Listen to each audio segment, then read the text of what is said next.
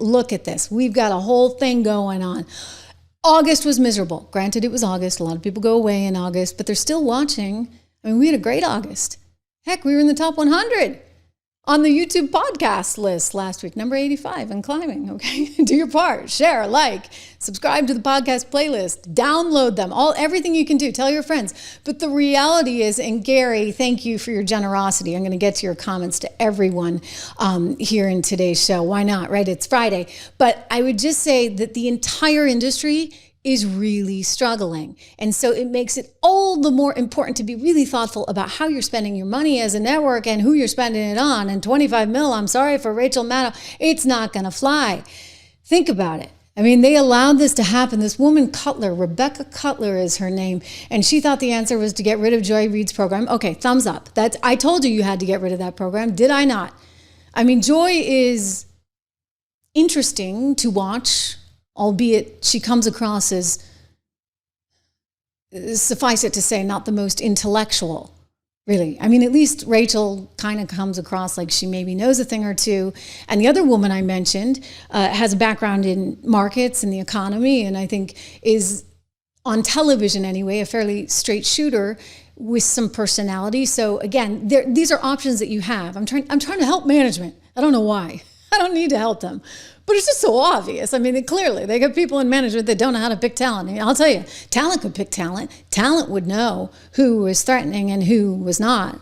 It's actually hard for me. Like, think about it. If you're me and you're in a cable network, like, the reality is it's hard for somebody who's really good, and I am, dare I say, without tooting my horn too much, I'm pretty good at what I do. And, you're a woman, like it's pow, pow, pow, right? Claw, claw, claw. So a Jen Psaki is perfectly fine because nobody feels threatened. Nobody really, thinks she's any good. So why would you bother? Rachel's got a whole other thing going on, right? She's not necessarily trying to score in the looks department. And so I think that, sometimes it's like just go along to get along. And that's why they keep these people there. And I'm telling you, it's not going to work. So Rebecca Cutler, I got some advice for you. Find yourself somebody on the left with some personality. I've seen some. They tend to be more populist in nature, right? There's some of the Democrat, oh God, there's this guy, maybe is it Chuck Rocha? I think he's a liberal. And I used to put him on my show because he was interesting. Again, you want interesting people there. They canceled the readout, which was smart because it was just a very sort of dumbed down show that was very obviously lots of race baiting, lots of hate that would come through on the screen and nothing to back it up. I mean, at least Rachel tries, right, to back it up with statistics and stuff. So Joy Reid was a smart decision. But I'm telling you, this woman, Rachel, cannot continue to collect $25 million. Shareholders aren't going to stand for it when there are no numbers to support it. I mean, how is she going to earn her keep? Let me ask you. I think we just learned over at CBS that, if you're losing $40, $50 million a year on a show, you're probably not going to keep it going, which is what Stephen Colbert was doing. You're losing at least 25 mil and a whole lot more, whatever it costs for the staff, for Rachel Maddow. So you got to pull the cord or cut the cord or do something because this woman is not doing it. The bottom line of this dossier, the bottom line allegation, the point of it is that the Trump campaign didn't just benefit from Russia interfering in our presidential campaign. The point of this is they colluded, they helped, they were in on it. This is kind of a real story. The connections between the Trump servers and the Alpha Bank servers were real. They were covert communications that someone was trying to hide, that the Trump organization and Alpha Bank appear to have been trying to hide. Now we know that the vaccines work well enough that the virus stops with every vaccinated person. A vaccinated person gets exposed to the virus does not infect them. The virus cannot then use that person to go anywhere else. It cannot use a vaccinated person as a host to go get more people. We and other news organizations have generally stopped giving an unfiltered live platform to remarks by former President Trump. It is not out of spite. It is not a decision that we relish. It is a decision that we regularly revisit. And honestly, earnestly, it is not an easy decision, but There is a cost to us as a news organization of knowingly broadcasting untrue things. That is a fundamental truth of our business and who we are. Yeah.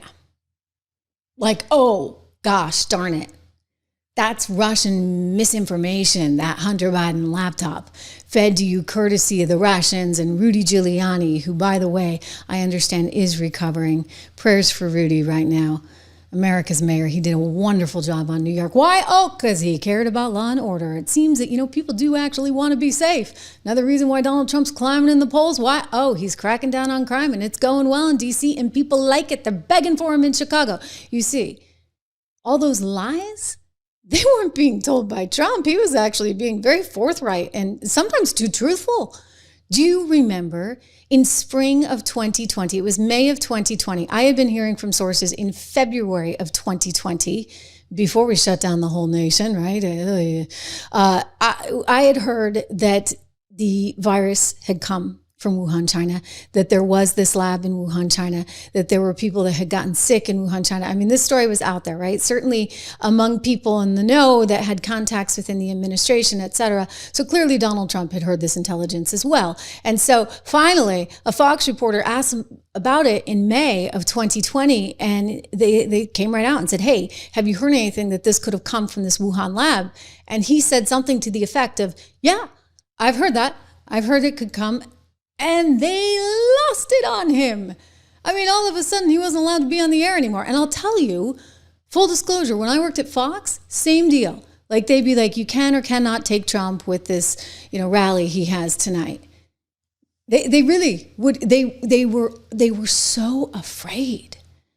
And it's like, guys, like, who's telling the truth here? It turns out Donald Trump was telling the truth, and it was the media and the deep state that were lying. And so there's this tremendous bias. People are over it. And I'm just telling you that this network is going to have to reinvent itself. All these networks are going to have to reinvent themselves. Again, Fox, the best of the bunch here. Maybe they'll continue to print money for a little while, but I'm not sure what happens to the rest. I'm really not. Like CNN, disaster. Disaster. We're going to get to it. Okay, MSNBC, clearly a disaster.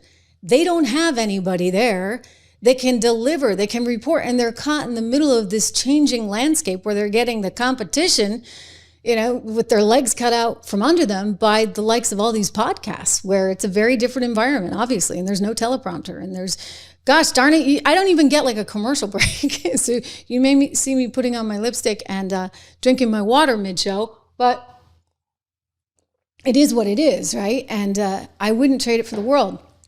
So Rachel Maddow, she's likely gone, and I think the entire industry is going to have to figure this out. I don't think they can afford her. I don't think shareholders are going to go for it. Unless she's back on the air 5 nights a week delivering ratings, it's lights out. And she'll be fine. She'll go off and do a podcast somewhere, and then she won't have to go into the office, and it will probably be better for her and her lifestyle. But I'm just saying, for the network itself, if I were management, I'd be nervous, and I would definitely be looking to change the entire lineup, because I need people to watch. And if they're not going to watch, I better make sure I got darn cheapos in the slots, right? Really, really cheap talent, because I can't afford to be paying these big salaries if, in fact, Rachel's scoring 25 mil. 25 mil too much, right? My gosh.